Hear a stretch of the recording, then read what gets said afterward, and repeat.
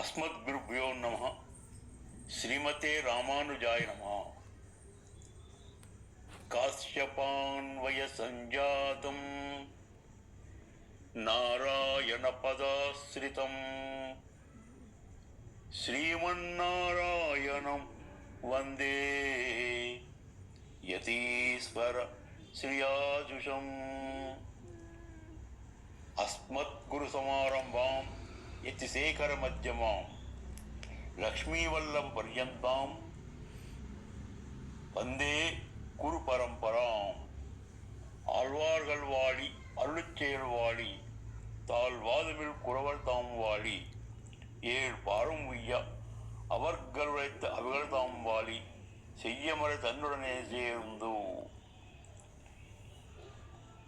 ఈరోజు మనం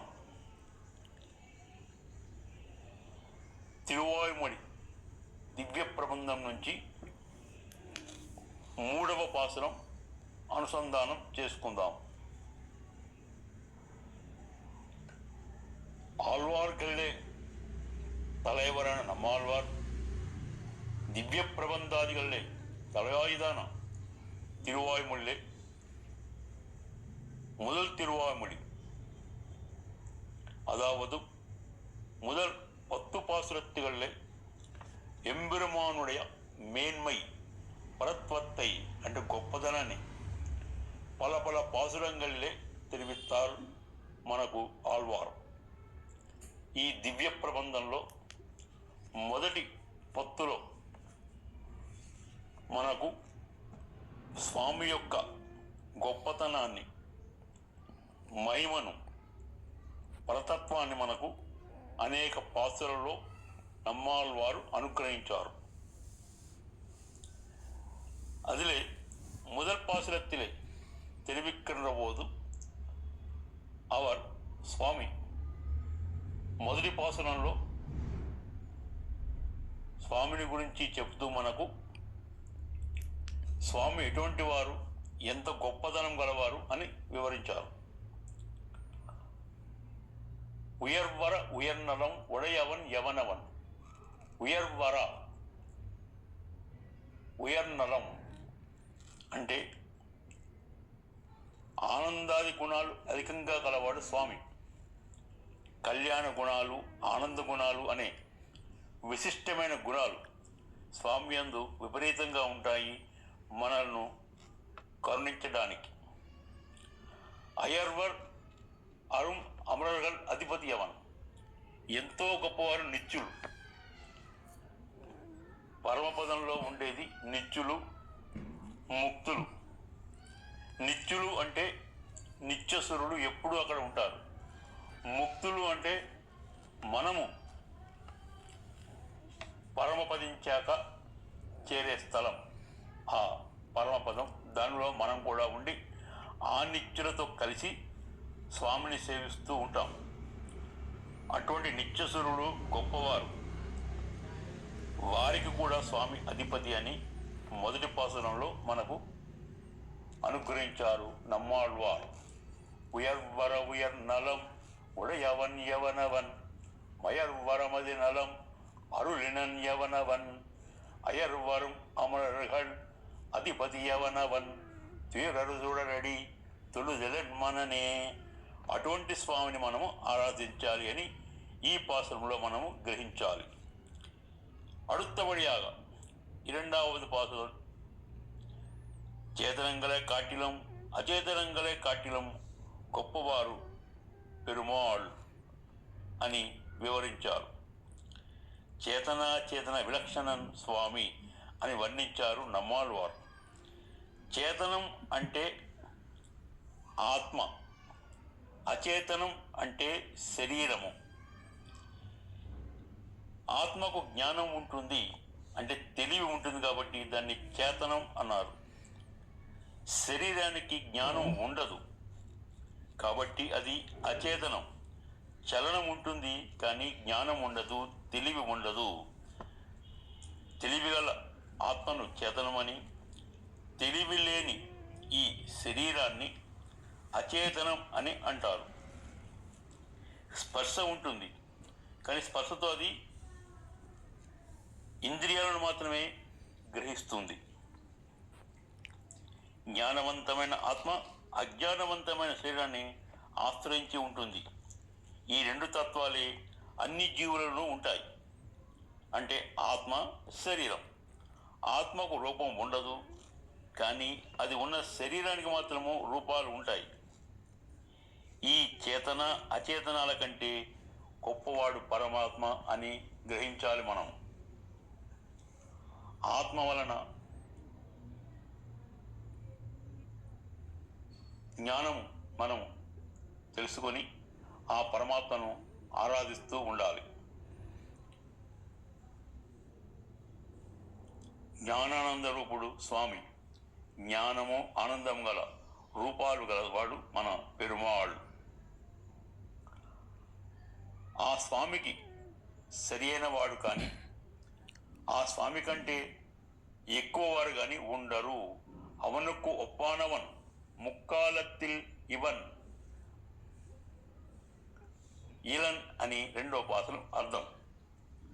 అవనుకు ఒప్పానవన్ ముక్కాలత్తిల్ ఇలన్ అంటే ఉండరు అని రెండవ పాసనలో మనకు చక్కగా వివరించారు.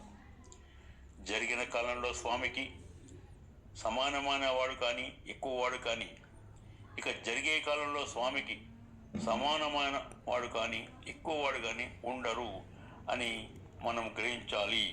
అందరూ స్వామి కన్నా తక్కువే. పురుషులందు పుణ్య పురుషులు వేరయా. అందరూ పురుషులే, కానీ స్త్రీకి తన భర్తే పురుషుడు. అందరూ మాతృ సమానులే, కానీ తన తల్లి మాత్రమే తనకు మాతృదేవో భవ. ఇది గ్రహించాలి. భక్తి వేరు, ప్రపత్తి వేరు. భక్తిగా ఎవరినైనా ఆరాధించవచ్చు, కానీ శరణాగతి ఒక్కరినే చేయాలి. ఏకపత్ని వ్రతునిలాగా, ఏకపతివ్రతలాగా ఉండాలి జీవులు. అప్పుడే శరణాగతి ఫలిస్తుంది. ఒక భక్తునికి భగవంతునికి ఉండవలసిన సంబంధం కూడా పతి పత్ని సంబంధమే ఉండాలి. ఇదే శరణాగతి. శరణాగతి ఎవరిని చేస్తామో వారి ప్రసాదాన్ని, వారి తీర్థాన్ని తీసుకోవాలి. ఎవరు తన భర్తో వారు తినగా మిగిలింది తినవచ్చు, కానీ తక్కిన వారు తినగా మిగిలింది కాదు. ప్రసాదము అంటే మనం తినే ఆహారము. సాదము అంటే మనము వండుకునేది. అది ఎప్పుడైతే మనము పెరుమాళ్లకు నివేదన అంటే ఆరగింపజేస్తామో అది ప్రసాదంగా మారిపోతుంది. అదే మనకు ఆలయాల్లో ప్రసాదంగా ఇస్తూ ఉంటారు.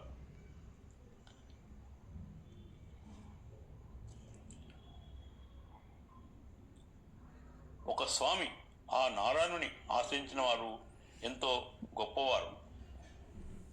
ఇలనదు ఉడేనిదు ఎననేవు అరియవన్. ఇలన్ అదు, అది లేదు. ఉడెన్ ఇదు, ఇది ఉంది అని అనడం కష్టం. ఎందుకంటే ఇది ఉరిక్కిరదు, అది ఇల్లై ఎన నినక్క ముడియాదు. ఈ స్వామి విషయంలో ఎల్లావట్రయం తన్నెడత్తలే ఉడయవన్ ఎంబెరమాన్. అన్నీ స్వామి తన యందు గలవాడు అని దీని అర్థము. స్వామిలో ఇది లేదు అని అనలేము, అన్నీ ఉంటాయి. మరి ఇది ఉంది అనవచ్చు కదా అంటే, ఇది ఉంది అంటే ఏదో లేదు అని అర్థం వస్తుంది. కాబట్టి ఇది ఉంది అనకూడదు, అది లేదు అనకూడదు. స్వామిలో అన్నీ ఉంటాయి. నిలనిడై విసుంబుడై ఉరువినన్ అరువినన్.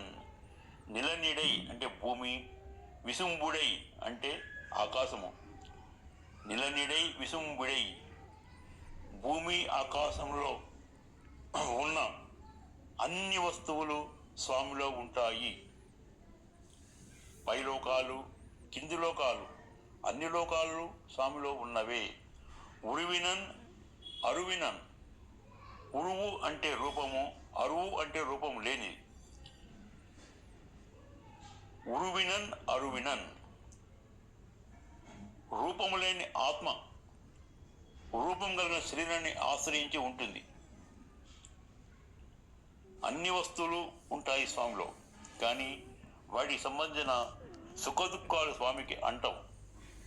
స్వామి అన్నిట్లో వ్యాపించే ఉంటాడు. ఇందుగలడు అందులేడను సందేహం వలదు, చెప్పి సర్వోపగతుడు ఎందెందు వెతికి చూచిన అందందేగలడు అని ప్రహ్లాదుడు చెప్పినట్లు స్వామి సర్వంతర్యామిగా అన్నిటిలో ఉంటాడు. అయితే అన్నిటిలో ఉన్నా కూడా ఆ వస్తువులకు సంబంధించిన కష్ట సుఖాలు అంటే శరీరంలో స్వామి ఉంటాడు. మరి శరీరానికి రోగాలు వస్తాయి, శరీరంతో పాపాలు చేస్తాము, శరీరంతో పుణ్యాలు చేస్తాము. ఇవి అన్నీ స్వామికి సంక్రమిస్తాయా అంటే సంక్రమించవు. అవి ఆత్మ వరకు మాత్రమే సంక్రమిస్తాయి. సుఖదుఖాలు స్వామికి అంటవు.